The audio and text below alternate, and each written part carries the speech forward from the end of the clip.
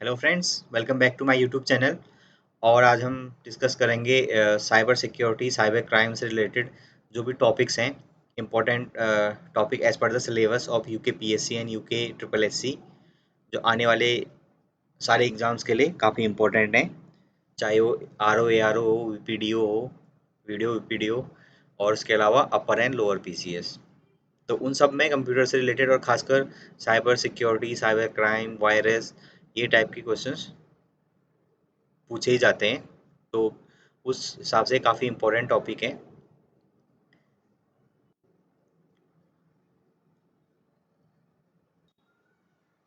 तो स्टार्ट करते हैं। सबसे पहले साइबर क्राइम या फिर कंप्यूटर क्राइम क्या होता है।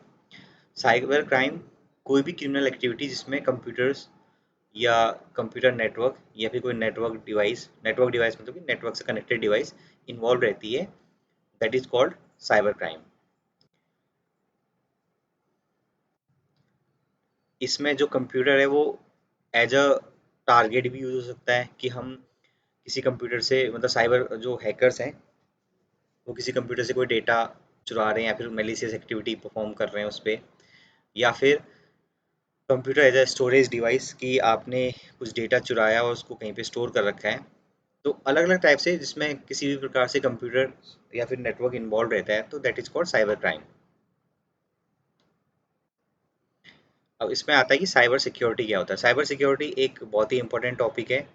और जैसे जैसे हमारा नेटवर्क बड़ा हो रहा है, डिवाइसेस बढ़ती जा रही हैं, तो वैसे वैसे साइबर क्राइम भी बढ़ रहा है।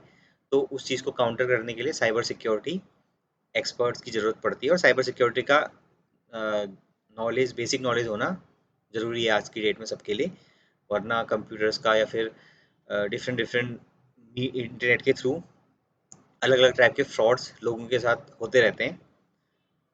तो उन सब से कैसे बचना है, यही सारी चीज़ें, ये सारी स्ट्रेटेजीज जो होती हैं वो साइबर सिक्योरिटी में डिस्कस होती हैं।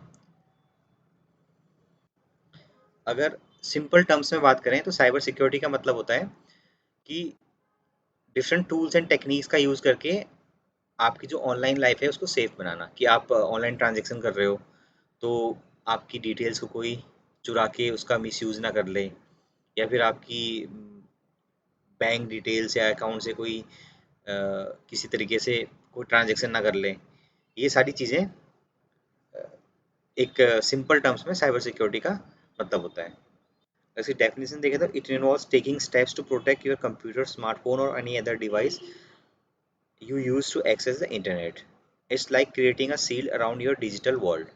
जो भी हमारा डिजिटल वर्ल्ड है, हम इंटरनेट के थ्रू हर जगह से कनेक्टेड हैं। तो हमारे स्मार्टफोन्स हैं, कंप्यूटर्स हैं, और जो भी डिवाइसेस हैं, तो उनके लिए कौन से स्टेप्स लिए जाएं कि हमारा ऑनलाइन अगर हम कोई एक्टिविटी कर रहे हैं तो वो सेफली एग्जीक्यूट कर पाएँ। वो तो सिंपल सी टर्म्स की डेफिनेशन थी। अगर वैसे देखें तो साइबर सिक्योरिटी की जो स्टैंडर्ड डेफिनेशन है कि cyber security refers to the practice of protecting computer servers, networks and other digital systems from unauthorized access, data theft and malicious attacks.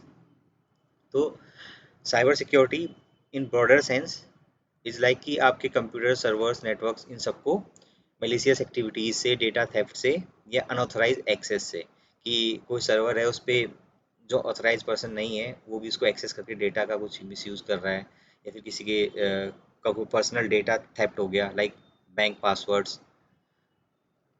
और मैलिशियस अटैक्स की किसी के सिस्टम पे वायरस अटैक हो गया और उसको इनक्रिप्ट कर लिया।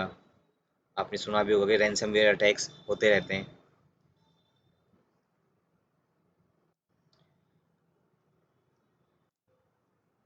जो सिक्योरिटी के तीन इंपॉर्टेंट कंसेप्ट होते हैं, कॉन्फिडेंशियलिटी, इंटेग्रिटी एंड अवेलेबिलिटी। इसी को इंश्योर करने के लिए जो भी हम स्ट्रेटजीज बनाते हैं, मेजर्स अडॉप्ट करते हैं, तो उन्हीं को हम एक तरीके से बोल सकते हैं साइबर सिक्योरिटी। जो भी नेटवर्क पे डिवाइसेस हैं उनके लिए कॉन्फिडेंशियलिटी, इंटेग्रिटी एंड अवेलेबिलिटी, ये तीन इंपॉर्टेंट कंसेप्ट होते हैं सिक्योरिटी के। CIA ट्रायड भी बोलते हैं इसको, confidentiality, integrity and availability. Exam point of view से इतना डीप जाने की जरूरत नहीं है, बस एक ओवरव्यू आप ले लेना कि भाई साइबर सिक्योरिटी होती क्या है, साइबर क्राइम क्या होता है। इंडिया में जो भी साइबर क्राइम होता है तो वो इंडियन आईटी एक्ट 2000 के अंदर उसके जो क्राइम की डेफिनेशन है, उससे सजा के जो प्रावधान है, वो सारे इंडियन आईटी एक्ट 2000 के अंदर लिखे गए हैं। 2000 में ये इनेक्ट हुआ था आईटी एक्ट। तो इसमें कई बार ये क्वेश्चन पूछ लिया जाता है कि जो इंडिया का आईटी एक्ट है वो कब आया था। ये 2000 में आया था, इंडियन आईटी एक्ट नाम से। साइबर सिक्योरिटी से रिलेटेड जो नोडल एजेंसी है, नेशनल नोडल एजेंसी इंडिया की, वो है CERT In, computer emergency response team, या फिर ICERT, Indian computer emergency response team. 2004 में ये इस्टेब्लिश हुई थी। तो इसका काम क्या है, जो भी डिफरेंट डिफरेंट गाइडलाइंस हैं उन सबको इश्यू करना, और कोई भी साइबर अटैक होता है तो उससे रिलेटेड इन्वेस्टिगेशन वगैरह करती है। इन्वेस्टिगेशन क्या करती है, बेसिकली गाइडलाइंस बनाती हैं how to keep our self safe from cyber attacks. ये ministry of electronics and IT के अंडर ये बॉडी है, सर्ट इन या फिर ICERT, Indian computer emergency response team.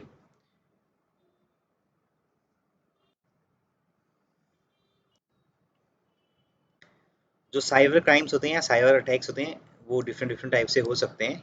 तो इनको, वैसे तो इनके बहुत सारी टाइप्स हैं, तो एक ब्रीफ में इनके कुछ टाइप्स यहाँ पे दिखाए गए हैं। जैसे कि मालवेयर है। मालवेयर अटैक क्या होता है, मालवेयर के अंदर फर्दर टाइप्स होते हैं, वायरसेस, वॉर्म्स एंड ट्रोजन्स। इसके अलावा स्पाईवेयर है, फिशिंग है, wishing, spamming, ransomware, denial of service. अब इन सब को हम लोग एक को डिटेल में पढ़ेंगे।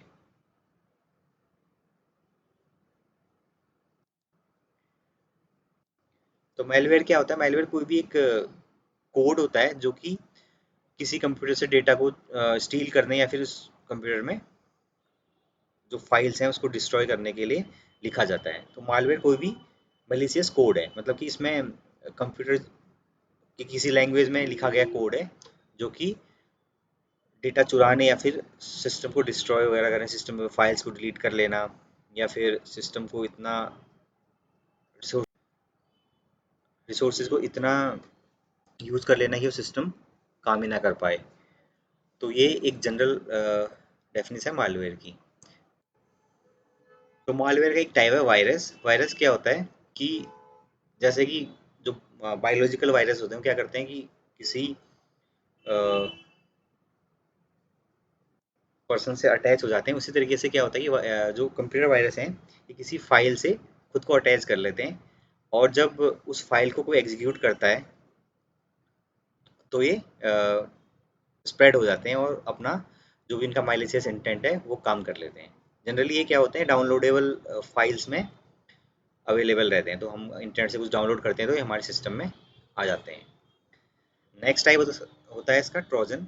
ट्रोजन हॉर्स अटैक जिसको बोलते हैं, कि ये ऐसे प्रोग्राम्स होते हैं जो कि यूजफुल लगते हैं लेकिन ये यूजफुल नहीं होते हैं। Just like the Trojan horse, जो ट्रॉय मूवी में ट्रोजन हॉर्स था, कि एक हॉर्स होता है जो नॉर्मली दिख रहा होता है कि वो लकड़ी का कोई हॉर्स है, लेकिन उसके अंदर बहुत सारे सैनिक बैठे होते हैं। तो जब उस हॉर्स को अंदर ले जाया जाता है तो सारे निकल के उस पूरे उसको तबाह कर देते हैं। तो they are just like Trojan horse, ये नाम वहीं से आया हुआ है। ट्रोजन हॉर्स वायरस क्या होता है कि यूजफुल दिखता है बट ये नॉन, मतलब हार्मफुल होता है। जब इसको एग्जीक्यूट कर लेते हैं तो सिस्टम में माइलिशियस एक्टिविटीज को परफॉर्म करता है। नेक्स्ट टाइप है इसका वॉर्म्स। वॉर्म्स और वायरस दोनों ही सेम नेचर के होते हैं, कि ये भी एक माइलिशियस कोड है जो कि हमारे कंप्यूटर में डेटा को डिलीट करना या फिर फाइल्स को इन्फेक्ट करने का काम करता है। वायरस और वॉर्म्स में बस थोड़ा सा ही डिफरेंस है कि वायरस को किसी सिस्टम में पहुंचने के लिए एक फाइल की ज़रूरत पड़ती है जिससे खुद को अटैच कर पाए, और जब वो फाइल एग्जीक्यूट हो तो हम तो वायरस भी साथ में एग्जीक्यूट हो जाए और अपना काम कर ले। लेकिन वॉर्म्स क्या करते हैं, ये इंडिपेंडेंटली काम कर लेते हैं, इनको कोई फाइल की ज़रूरत नहीं पड़ती है। तो ये सेल्फ रेप्लिकेटिंग होते हैं और खुद से स्प्रेड होने लगते हैं।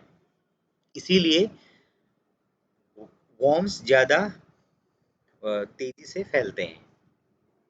वायरसेस क्योंकि फाइल की ज़रूरत पड़ती है और वॉर्म्स इंडिपेंडेंट होते हैं।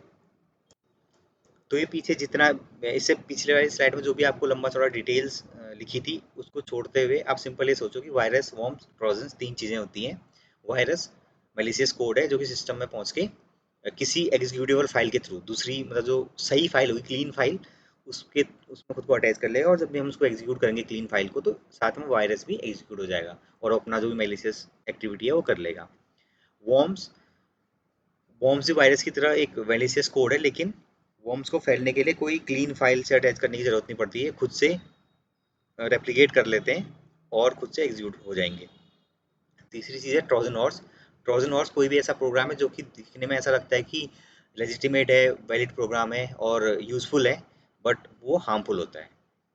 तो इतना सारा जो इस स्लाइड में लिखा हुआ है ये सब आप ना भी पढ़ें तो बस इतना ध्यान रखना है। इसके बाद आता है स्पाईवेयर। स्पाईवेयर क्या करता है कि स्पाई मतलब कि जासूसी, आपके सिस्टम की जासूसी करता है कि आप कौन सी साइट्स को विजिट कर रहे हो, या फिर कई बार क्या करता है ये आपके पासवर्ड्स वगैरह को भी स्टील करने की कोशिश करता है। तो बेसिकली ये आपके यूजेज पैटर्न को देख के जो भी जिन्होंने भी इसको प्लांट किया होगा सिस्टम में तो उनको ये इन्फॉर्मेशन भेजता रहता है। नेक्स्ट टाइप का अटैक आता है फिशिंग। फिशिंग एक टाइप का अटैक है जो कि जिसमें क्या होता है कि आपके पास कोई ईमेल आता है या कोई लिंक आता है, एसएमएस के थ्रू या ईमेल के थ्रू कोई लिंक आएगा और उस पे ऐसा लगेगा कि ये वैलिड लिंक है, किसी लेजिटिमेट पार्टी से आया, कि बैंक से आया हुआ है या फिर किसी कंपनी से आया हुआ है।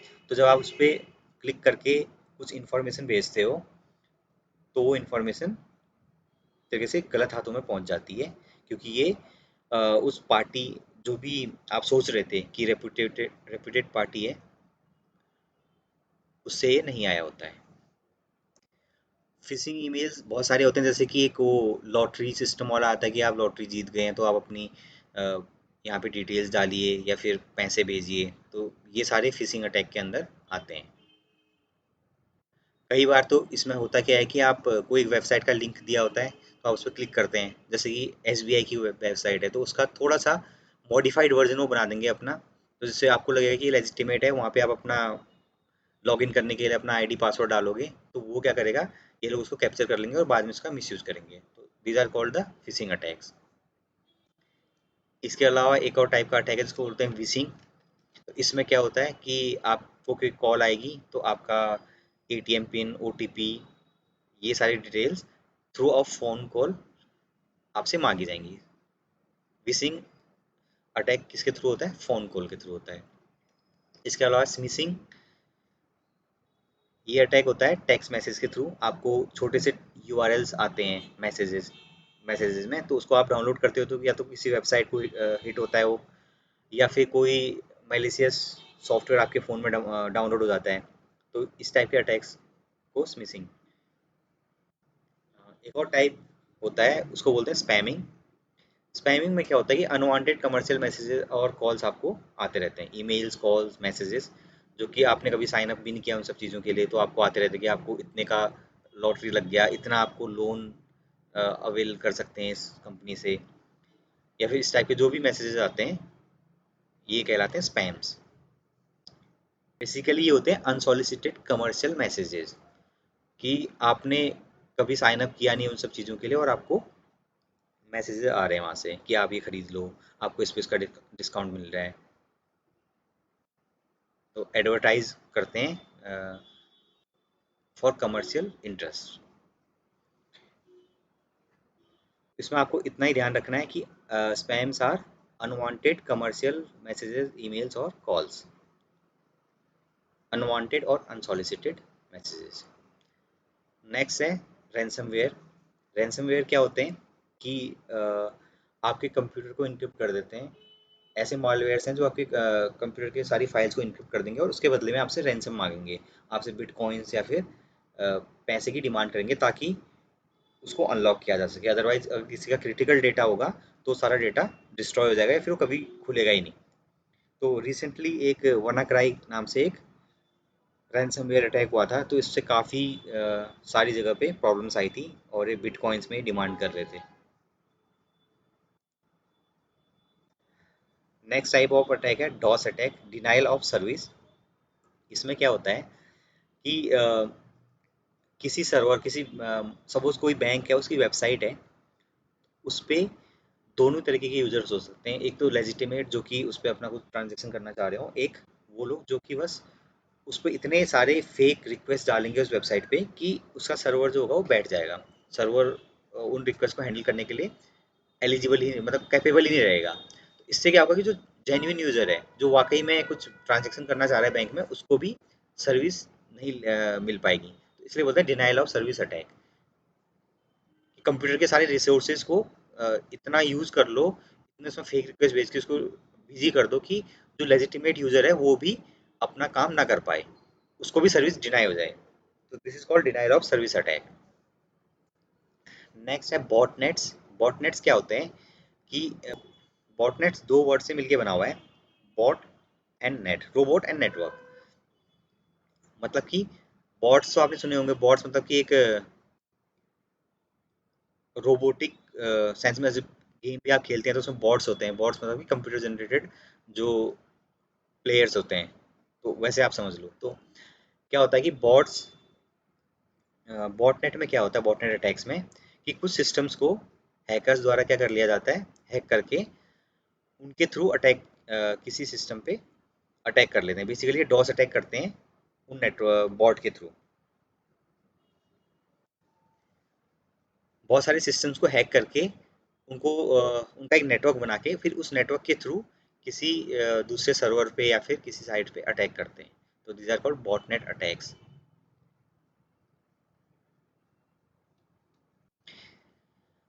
नेक्स्ट है एंटीवायरस सॉफ्टवेयर। तो हमने डिफरेंट डिफरेंट टाइप के साइबर अटैक्स के बारे में पढ़ लिया, वायरस के बारे में पढ़ लिया। तो अब है कि एंटीवायरस सॉफ्टवेयर क्या होते हैं। एंटीवायरस सॉफ्टवेयर सिंपली एक प्रोग्राम होता है जो हमारे सिस्टम को प्रोटेक्ट करता है वायरसेस से या फिर वायरसेस और मैलिशियस सॉफ्टवेयर से। और अब कुछ ऐसे प्रोग्राम्स भी आते हैं जो हमें इंटरनेट जब हम यूज़ कर रहे होते हैं तो हमें इंटरनेट पे प्रोटेक्ट करते हैं। डिफरेंट डिफरेंट अगर कोई मैलिशियस साइट है या अनप्रोटेक्टेड साइट है तो उन सब पे जाने से हमें रोकता है। पहले एक तरीके से अलर्ट कर देता है। या फिर कोई फाइल डाउनलोड हो रही है खुद से किसी वेबसाइट को विजिट करने पे तो हमें अलर्ट कर देता है, और या फिर उस साइट को ही ब्लॉक कर देता है वो फाइल डाउनलोड करने से। तो एंटीवायरस प्रोग्राम्स की कुछ काम करने के तरीके होते हैं। जैसे कि सबसे पहले क्या होता है, डिटेक्शन। ये क्या करता है, जब से भी हमारा कोई वायरस इसको मिलता है, कोई ऐसी फाइल या प्रोग्राम मिलता है जिसपे जो इसे लगता है कि ये मैलिशियस है, सस्पिशियस है, तो उसको हमें एक तरीके से अलर्ट करता है। बेसिकली होता क्या है कि जो एंटीवायरस प्रोग्राम होता है उसमें डिफरेंट डिफरेंट टाइप के वायरसेस के एक डेटाबेस बना होता है।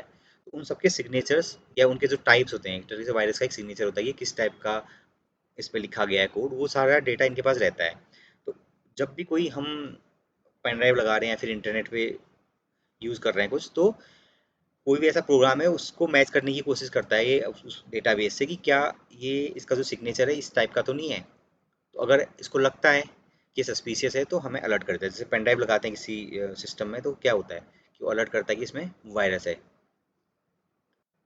तो जब वायरस इसको डिटेक्ट हो जाता है तो उसके बाद नेक्स्ट एक्टिविटी क्या होती है, या तो क्वारंटाइन कर देता है या फिर उस वायरस उस फाइल को ही रिमूव कर लेता है या फिर उस फाइल को क्वारंटाइन कर लेता है। क्वारंटाइन मीन्स आइसोलेट कर लेता है ताकि पूरा कंप्यूटर उससे प्रोटेक्टेड रहे। इसके अलावा इसकी रियल टाइम प्रोटेक्शन है। जैसे कि हम लोग इंटरनेट पे यूज़ कर रहे होते हैं तो जो भी इंटरनेट सिक्योरिटी है उससे रिलेटेड क्या करते हैं कि जो भी ऐसे अनवांटेड प्रोग्राम्स होते हैं उन सबको, साइट्स को या फिर पॉपअप्स को ब्लॉक करके हमें प्रोटेक्ट करता है। तीसरा चीज़ है अपडेट्स। एंटीवायरस क्या करता है, रेगुलरली खुद को अपडेट करते रहते हैं। अपडेट के अलर्ट्स यूजर से मांगते हैं जिससे कि क्या होगा कि अपनी वायरस डेफिनेशंस को अपडेट करते रहें, क्योंकि नए नए टाइप के वायरसेस बनते रहते हैं। तो ये उन सबको सबका डेटा अपने पास रखता है, अपडेटेड इन्फॉर्मेशन रहेगी तो ही तो मतलब प्रोटेक्ट कर पाएगा वो। इसके अलावा कुछ इंपॉर्टेंट एंटीवायरसेस हैं जिनके नाम है Norton, McAfee, Avast, AVG, Kaspersky, Bitdefender, Trend Micro या फिर विंडोज़ डिफेंडर। तो इसमें क्या होता है कि विंडोज़ डिफेंडर कई बार पूछ लिया जाता है, ये ना विंडोज़ ऑपरेटिंग सिस्टम के साथ प्री इंस्टॉल्ड आता है, ये खुद से इंस्टॉल्ड होगा हर एक सिस्टम में जो भी विंडो बेस्ड सिस्टम्स होते हैं तो विंडोज़ डिफेंडर उनका बाय डिफ़ॉल्ट आएगा ही आएगा। अगर आप नहीं भी डालोगे कोई वायरस तो विंडोज़ डिफेंडर आपके पास रहेगा। तो एंटीवायरस के बारे में हमने क्या देखा कि एंटीवायरस एक सॉफ्टवेयर प्रोग्राम है जो कि हमें malicious activity, viruses, worms etcetera से बचाता है। तो कैसे काम करता है, इस पे सारे वायरसेस या उनकी डेफिनेशंस होती हैं, ये खुद को अपडेट करते रहता है उन डेफिनेशंस को। तो जब भी कोई फाइल इसको डिटेक्ट होती है कि इसका सिग्नेचर मैच कर रहा है किसी वायरस डेफिनेशन से, तो उस वायरस को या तो उस फाइल को या तो रिमूव कर लेगा या फिर उस फाइल को क्वारंटाइन कर लेता है। उसके अलावा रियल टाइम प्रोटेक्शन में क्या होता है कि हम इंटरनेट पे कुछ ब्राउज कर रहे होते हैं, तो जो कोई भी ऐसी पॉपअप खुलता है या फिर कोई फाइल डाउनलोड होने की कोशिश होती है, तो इन सब से हमें अलर्ट करता है कि ये फाइल डाउनलोड हो रही है, या उस डाउनलोड को ही ब्लॉक कर लेता है। ये डिफरेंट डिफरेंट टाइप्स के हमने एंटीवायरस सॉफ्टवेयर्स देखे। नेक्स्ट था इसका टॉपिक फायरवॉल।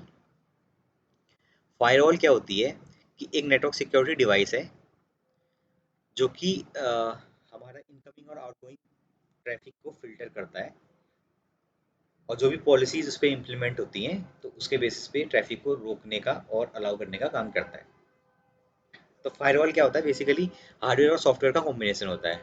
एक ऐसा डिवाइस है जिसमें हार्डवेयर भी है और कुछ उसमें सॉफ्टवेयर का वाला भी पार्ट होता है। तो फायरवॉल बेसिकली हार्डवेयर और सॉफ्टवेयर का कॉम्बिनेशन होता है। तो इसमें अगर हमारा सिस्टम है, जैसे ये हमारा पर्सनल सिस्टम है, इससे हम लोग इंटरनेट के थ्रू कनेक्टेड हैं, तो ये फायरवॉल क्या करता है कि जो भी ट्रैफिक यहाँ से बाहर जा रहा है और जो भी ट्रैफिक यहाँ से अंदर आ रहा है, तो उन सबको ये मॉनिटर करता है। और इस फायरवॉल पे हम पॉलिसीज लगाते हैं, तो उसी के बेसिस पे क्या होता है, जो भी पॉलिसीज फायरवॉल पे इम्प्लीमेंटेड होती है तो उसके बेसिस पे क्या करता है, ट्रैफिक को अलाउ करता है या फिर ब्लॉक कर देता है। तो कई बार क्या होता है कि कोई ऑर्गेनाइजेशन किसी पर्टिकुलर साइट को, या फिर कई लोग, कई सारे ऑर्गेनाइजेशन में क्या होता है कि यूट्यूब, फेसबुक वगैरह को ब्लॉक करके रखते हैं। तो उसमें क्या होता है कि फायरवॉल पे उनकी आईपी एड्रेसेस डाल दिए जाते हैं कि इस आईपी एड्रेस पे अगर कोई रिक्वेस्ट भेजे हमारे प्राइवेट नेटवर्क से, तो क्या हो जाए, वो रिक्वेस्ट यहीं पे ब्लॉक हो जाए, तो फायरवॉल उसको ब्लॉक कर देता है। ये तो हमारा अपने उस पे लगाई हुई पॉलिसी है। अगर वैसे देखें तो बाहर से आने वाला जो ट्रैफिक होता है बेसिकली, उसको ये रोकता है कि इन पर्टिकुलर आईपी से या फिर इस टाइप का कोई ट्रैफिक आए तो उसको ये अलाउ ना करे। तो फायरवॉल क्या होता है, एक डिवाइस है, it is a combination of hardware and software that protects and us from malicious traffic. ये इनकमिंग और आउटगोइंग ट्रैफिक को एनालाइज करता है, और जो पॉलिसीज हमने इस्टेब्लिश करी होती हैं उसके बेसिस पे ट्रैफिक को अलाउ या बैन कर देता है। जैसे कि आप यहाँ पे देख सकते हैं, ये होम नेटवर्क है, इस पर डिफरेंट डिफरेंट कंप्यूटर्स कनेक्टेड हैं, और बीच में फायरवॉल है, और ये इंटरनेट है।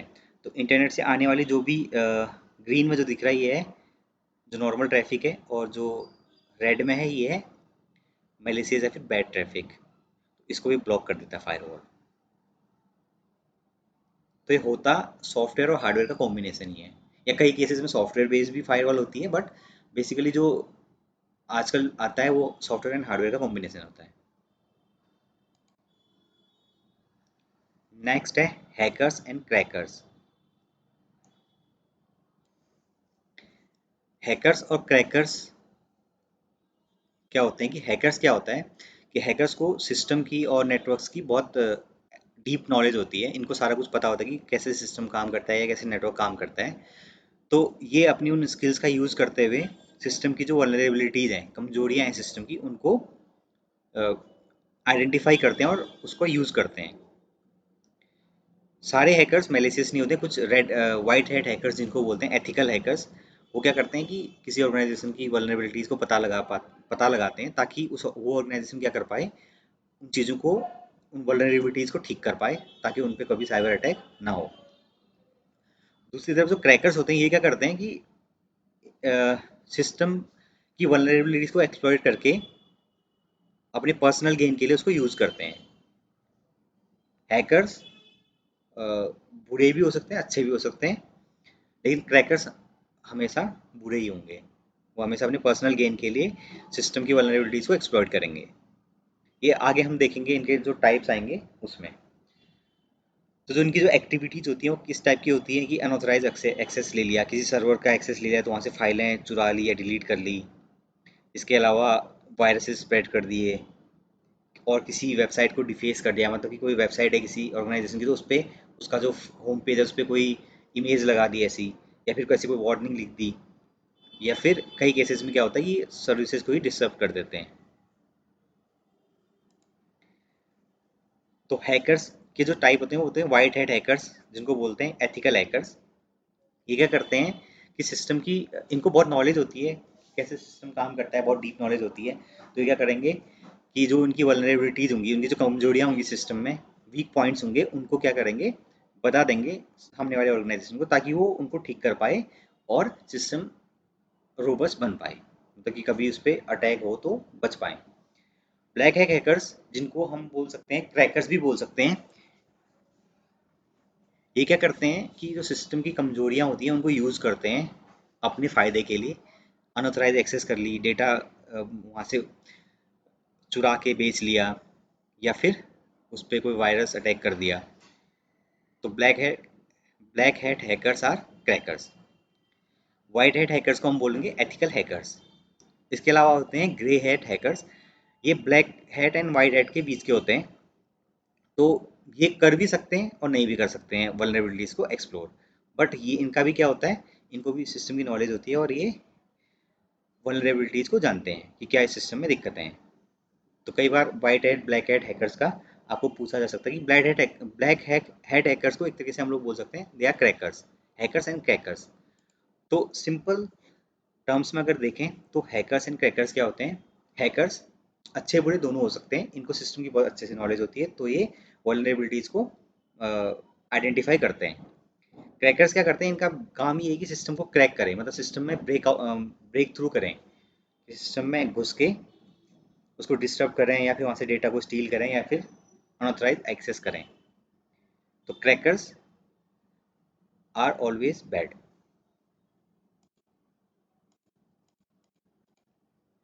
नेक्स्ट है एक छोटा सा टॉपिक है कुकीज़। कुकीज़ क्या होते हैं कि जैसे आप कई बार वेबसाइट पे विजिट करते हैं तो उसमें अलाउ कुकीज़ या फिर डिनाई कुकीज़ का ऑप्शन आता है। तो कुकीज़ होती क्या है कि टेक्स्ट फाइल होती हैं, बस छोटी छोटी टेक्स्ट फाइल्स होती हैं, जिनको कोई वेबसाइट या कुछ जब आप विजिट करते हैं तो आपके डिवाइस पे, चाहे वो कंप्यूटर हो या फिर मोबाइल फ़ोन हो, उस पे वो वेबसाइट स्टोर करती है, ताकि जब आप नेक्स्ट टाइम उस वेबसाइट को विजिट करें तो उस इंफॉर्मेशन का यूज़ करके आपका जो ब्राउजिंग एक्सपीरियंस है उसको बेहतर बनाया जा सके। कुकीज़ का यूज़ क्या होता है कि ब्राउजिंग एक्सपीरियंस को ये इनहेंस करने के काम आते हैं। वैसे तो इनके बहुत सारे और भी टाइप्स होते हैं, अगर डीप में जाएंगे तो सेशन कुकीज़ या फिर ऐसे, लेकिन जो इस पर्टिकुलर एग्जाम के पॉइंट ऑफ व्यू से हमें एक बेसिक ओवरव्यू लेना है, वो ये है कि कुकीज़ आर टेक्स्ट फाइल्स जो हमारी सिस्टम में स्टोर रहती हैं। तो इनका यूज़ होता है ब्राउजिंग एक्सपीरियंस को बेहतर बनाने में। सपोज आपने कोई वेबसाइट विजिट करी, उस पर आपने अलाउ कुकीज़ कर दिया, और आपने कोई इन्फॉर्मेशन, सपोज वहाँ पे कोई फॉर्म आया था तो आपने वो फिल किया, या फिर आपने एक पर्टिकुलर टाइप का प्रोडक्ट उस पर ब्राउज किया, तो नेक्स्ट टाइम जब आप उस साइट को विजिट करोगे तो जो इन्फॉर्मेशन आपकी सेव होगी उसमें, तो उसी के थ्रू आपके जो उस पर एड्स होंगे, या फिर जो एडवर्टीजमेंट आएंगे, या फिर जो प्रोडक्ट कैटेगरीज आएंगी, वो आपके पिछले वाले एक्सपीरियंस के बेसिस पे आपको दिखाई जाएंगी। तो ये क्या होता है, ये प्लगइन्स नहीं होते हैं, ना ही ये मैलिशियस प्रोग्राम्स होते हैं। They are just text files to browse to enhance your browsing experience. I hope आपको ये वीडियो अच्छी लगी होगी। इसमें कुछ बचे हुए टॉपिक्स हैं जो कि ग्रेजुएट लेवल का जो सिलेबस है यूके ट्रिपल एस सी का, उसके हिसाब से, तो उसको मैं अपने नेक्स्ट वीडियो में कवर करूँगा। Thank you.